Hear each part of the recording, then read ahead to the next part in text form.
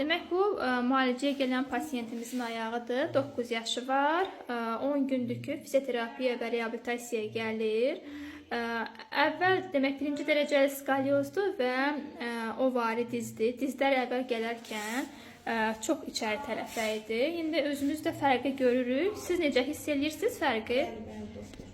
Yeriyəndə dizləri bir-birinə dəyirdi. Oturub duranda tez yorulurdu. Oturub duranda problem yaranırdı. Amma indi şükür.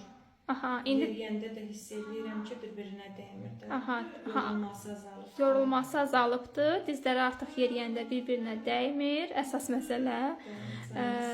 Çox yaxşı bir irəliləyişdir. İdmanlarını da davam edəcək. Növbəti nəticələrimizi də paylaşacaq. Yəni, indi ayağını da birləşdir, zəhmət olmasa. Aycan, aferin. Əvvəl ovari diz olduğuna görə bu aradakı məsafələr çox qalırdı. Amma indi demək olar ki, dizlərimizdə məsafəmiz xeyli azalıb. Əla, təbriklər Aycan, idmanlarını yaxşı elədiyinə görə.